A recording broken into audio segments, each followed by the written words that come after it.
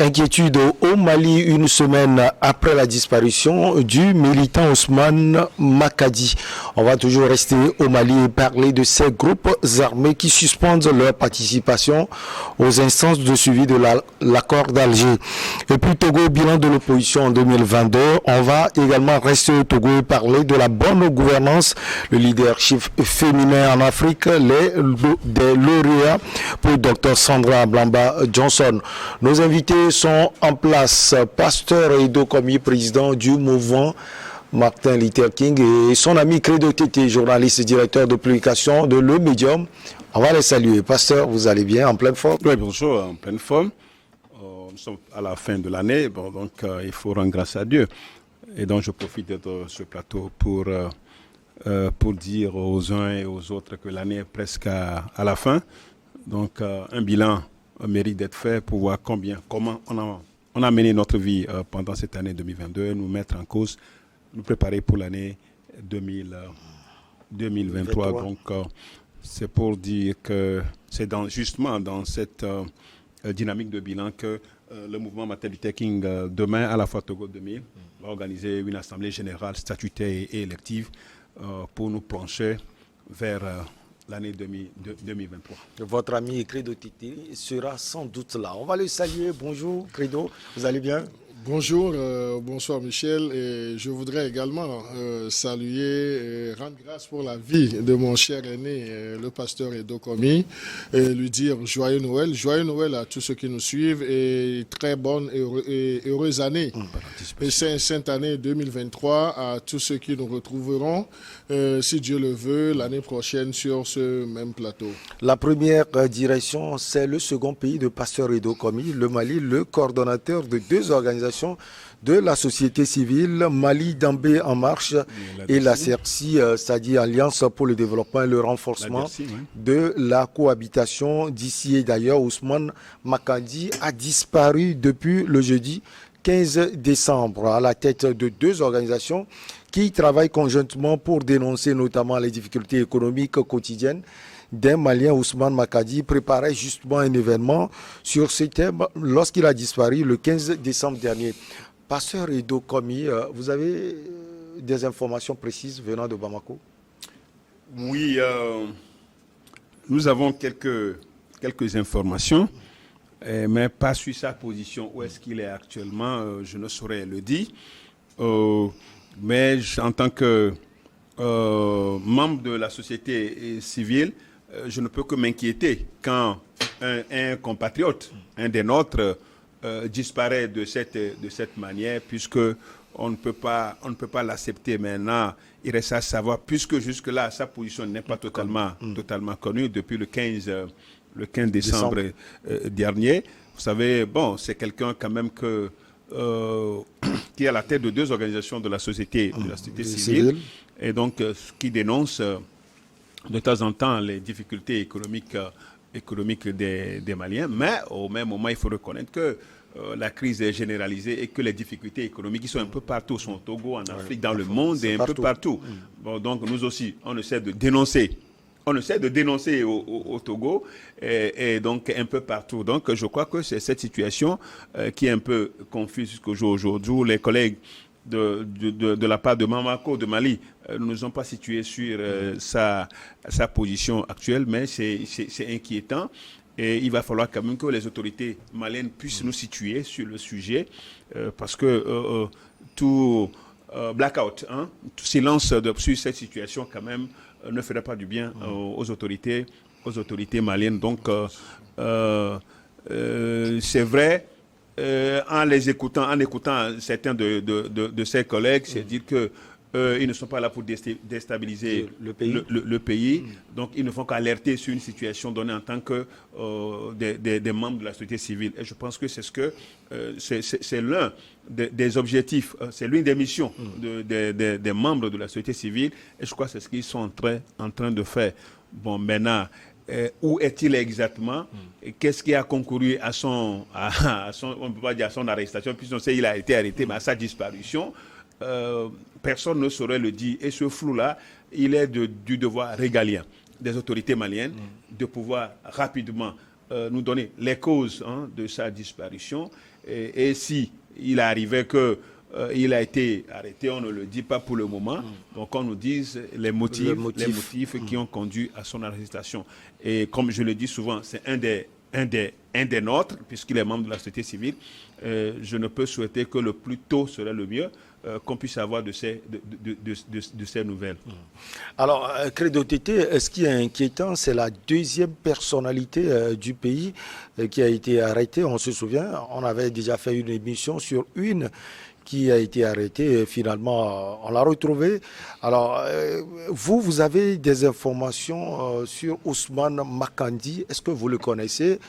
Alors, qui l'aurait arrêté? Il se trouverait où? Non, ce que nous savons, c'est que le militant Ousmane Makadi est un acteur privilégié de la société civile du moment où il est à la tête de 2 organisations. Donc c'est un acteur très important au sein de la société civile malienne. Et aujourd'hui, sa disparition est une inquiétude, vraiment. Ça inquiète. Est-ce que ce sont les membres? Nous nous posons des questions. Est-ce que c'est la transition qui lui en voudrait parce qu'il voudrait porter une autre voix?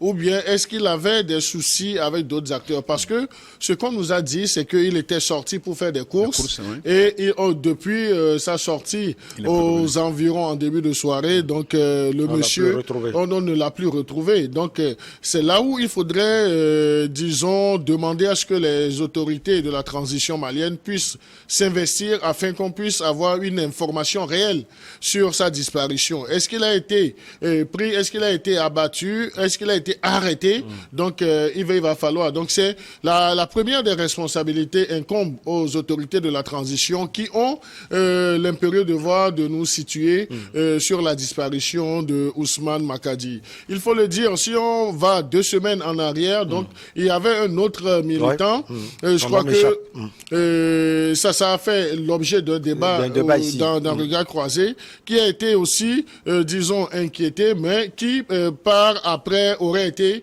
disons, retrouvé. Maintenant, avec cette psychose de disparition des acteurs de la société civile, ça ne fait pas bonne presse pour le Mali, pour les autorités de la transition, parce que à qui imputer cela aujourd'hui? Donc on ne peut pas, ipso facto, imputer ce tort aux autorités de la transition malienne ni à Assimi Goïta, mais il va falloir que toutes les parties s'investissent. L'essentiel, dans un premier temps, c'est de retrouver Ousmane Makadi, et lorsqu'on l'aura retrouvé, donc il nous dira ce qui lui est arrivé, et nous pouvons en ce moment faire des analyses. Mais aller droit maintenant pour accuser soit les membres de la transition, donc c'est faire fausse route, c'est être mal intentionné. On ne peut jamais tabler aujourd'hui pour dire que c'est Assimi Goïta et les autres colonels de la transition qui lui en veulent, mais tout compte fait, nous savons qu'il dénonce une certaine difficulté économique qui prévaut dans le pays, mais est-ce que cela peut être objet même d'une disparition? On a vu, le pasteur Edokomi a dénoncé tant de choses au sein de la société civile togolaise, mais il est toujours avec nous, donc il n'a jamais été inquiété. Donc nous parlons de l'existant, pas du passé, parce qu'il avait été inquiété par le passé, mais aujourd'hui, il a le verbe plus acerbe, mais il n'est pas inquiété. Donc c'est ce que nous voulons au sein de la société civile africaine dans tous les autres pays. Donc en résumé, il faudrait qu'on puisse s'investir chacun à son niveau, surtout sur le sol malien, pour qu'on retrouve, et nous le souhaitons vivant, Ousmane Makadi, parce que Ousmane Makadi retrouvé mort, ça créerait d'autres situations. On ne voudrait pas qu'on inquiète jusqu'au péril de sa vie un militant de la société civile. Et que les autorités maliennes puissent s'investir ensemble avec les autres organisations de la société civile. Qu'on ne crie pas déjà à tue-tête qu'on l'aurait embastillé, que c'est les autorités de la transition. Non, il ne faut pas aller vite en besogne. Donc il faut s'investir pour retrouver le militant Ousmane Makadi dans un premier temps, et après nous ferons le déblayage par rapport à ce qu'il nous aurait dit, vivement qu'il soit retrouvé vivant. Alors comme Credo l'a dit, on ne peut pas accuser la transition, c'est clair, on n'a pas de preuves, pasteur Edokomi, mais on peut s'appuyer sur quelques éléments. Il a souligné par exemple, Ce sont des gens qui critiquent le pouvoir en place, qui dénoncent ce qui ne va pas. Makadi, les problèmes économiques que le Mali rencontre. On se souvient de l'autre acteur, son nom m'échappe un peu également. Il était proche du président Assimi Goïta, mais après, il n'était pas proche de lui. Et on a eu des nouvelles sur lui. On peut s'inquiéter sur cela. Et à partir de ces éléments, on peut se poser des questions, pasteur Idokomi. De toutes les façons, ce qui est intéressant de savoir, dénoncer les difficultés économiques, au fait, ne peut pas concourir, ne peut pas conduire à cette disparition. Bon, donc, comme nous le disions, nous n'avons pas des éléments. C'est vrai quand même que en écoutant les autres camarades, c'est dire que ils ne sont pas là pour ils ont dit clairement ils ne sont pas là pour déstabiliser le pays, donc ils ne font que des alertes sur des situations données. Et je pense que c'est le cahier de charge de la société civile de dénoncer, de plaider et de proposer.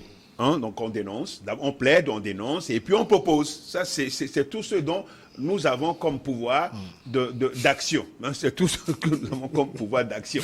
Et ça, je ne pense pas que ça aurait conduit à ça. Maintenant, la situation est telle que ça fait presque 2 semaines qu'il est disparu. Qu'est-ce qu'on lui reprocherait? Qu'est-ce qui lui est arrivé? Puis il est sorti juste pour faire les courses, il n'est plus revenu. Bon, donc c'est de ça il s'agit. Et je crois qu'il est du devoir des forces publiques, forces de sécurité de l'État, de pouvoir chercher, où il est, de pouvoir investiguer pour savoir sa position, qu'est-ce qui lui est arrivé. Je crois que ça, c'est le devoir régalien de tout État. Quand un citoyen se perd dans ces genres de situations, donc il faut faire les enquêtes. Et je pense que, tel qu'on connaît le gouvernement d'Assimi Goïta, les recherches seraient quand même en cours pour pouvoir le retrouver. Et si, supposons que s'il avait été inquiété par les forces de sécurité, on aurait pu déjà nous dire qu'il est gardé, ceci, pour des raisons. Ça, sincèrement. Donc, on ne peut pas le faire disparaître du coup sans jamais le voir pendant 2 semaines. Donc, cette situation doit quand même préoccuper le gouvernement malien. Le gouvernement malien, parce que c'est sur son territoire que ça se passe. Ailleurs, les gens diraient que voilà la physionomie, voilà la physionomie du gouvernement Assimi Goïta. Et donc je pense bien quand même que il est de l'intérêt du régime de Bamako de pouvoir rapidement procéder à des enquêtes et situer l'opinion nationale et internationale sur la disparition de cet acteur de la société civile, Ousmane Makadi, pour que les gens ne se servent pas, les ennemis de Bamako, du Mali, ne se servent pas pour pouvoir encore compliquer la situation. Parce que quand vous lisez même le commentaire qui nous a permis quand même d'avoir ce sujet, on a l'impression que déjà on est en train de mettre du piment. Ouais. On est en train de mettre du piment en lisant, on est en train de mettre... Pour voir, on a cherché l'occasion. On a commencé par mettre du piment sur le sujet, et je pense que ce qu'on souhaite rapidement, c'est qu'il soit retrouvé vivant. Il soit retrouvé vivant, parce que ça ferait mal qu'il soit retrouvé autrement, mais qu'il soit retrouvé vivant et qu'il dise exactement ce qui lui est arrivé. Mais c'est aussi le devoir du pouvoir, des autorités maliennes, de pouvoir le chercher et de le retrouver. Vous savez, je me rappelle, il y a eu une situation, je crois qu'en Aide des Congo, où un acteur de la société est disparu, lui-même. Il est disparu, porté disparu, sans que rien ne lui soit arrivé. Donc on a crié qu'il est porté disparu, et directement c'est le pouvoir de Joseph Kabila qui a été indexé. Mais finalement on s'est retrouvé que le monsieur avait juste joué, à la comédie pour pouvoir se faire un nom. Et ça, je crois que les autorités congolaises ne lui ont pas du tout pardonné ce genre de choses. Je ne dis pas que c'est ce qui est arrivé à notre confrère, mais tout ce que je demande, c'est que réellement qu'il soit retrouvé. Ça, c'est le souhait de nous tous. C'est le souhait de nous tous, et surtout assurer la sécurité des acteurs de la société civile au Mali, puisque ça devient redondant, Credo Tété?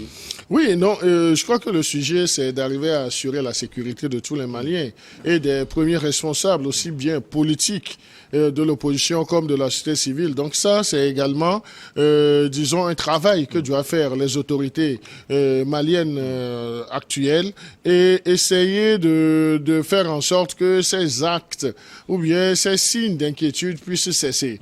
Donc les acteurs de la société civile doivent être protégés dans l'exercice de leurs fonctions et lorsque certains de ces acteurs auraient dépassé le cadre légal, donc on puisse également les rappeler à l'ordre. Le pasteur Dokomi a donné l'image de piment. Donc là, moi je ne pense pas qu'on veuille nécessairement pimenter la sauce. Pimenter la sauce servirait quelle cause? Donc je mets un grand point d'interrogation. Est-ce que justement les ennemis également peuvent jouer ce rôle? Ça peut arriver. Pasteur Dokomi a parlé d'ennemis. Peut-être que pour lui, le Mali en a tellement.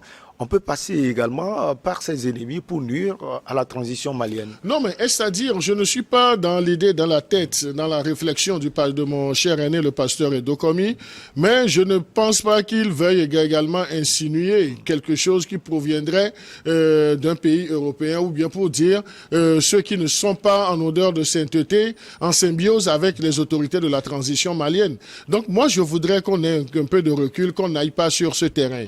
Mais je ne pense pas, les dépêches que nous avons lues, je ne pense pas qu'il s'agit à ce stade de biaiser l'information, bien d'orienter l'information pour amener l'opinion à croire, disons, à une stratégie pour faire taire non seulement les acteurs de la société civile, mais pour faire porter cette responsabilité aux autorités maliennes. Il y a un fait, le monsieur est sorti pour ses courses, il n'est plus revenu une semaine après, mais l'État, aussi bien l'État que les autres acteurs de la société civile ont l'obligation d'investir le terrain pour qu'on puisse le retrouver. Et ce que nous souhaitons, c'est que le monsieur Ousmane Makadi soit retrouvé, sain et sauf, et qu'on ne retrouve pas son cadavre. Parce que on retrouve son cadavre, vous allez voir que ça va aller dans tous les sens. Donc, logiquement... Et personne ne dirait ce qui lui est arrivé, parce que c'est un cadavre.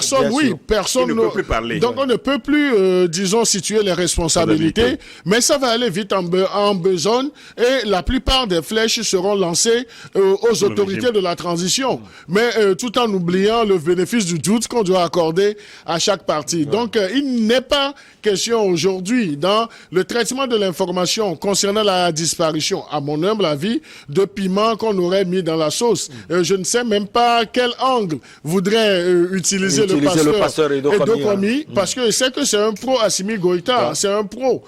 Donc sa seconde nationalité, ce n'est pas celle française, mais c'est celle malienne. Et nous savons qu'il revient de là, ça ne fait pas encore 3 semaines. Donc il a eu à rencontrer les acteurs de la société civile, il a eu à rencontrer même certains acteurs de cette transition, de certains acteurs clés même de cette transition. Donc il sait ce qu'il défend aujourd'hui sur ce plateau. Mais moi, ce qui m'intéresse, c'est beaucoup plus la vie humaine, la vie de cet acteur.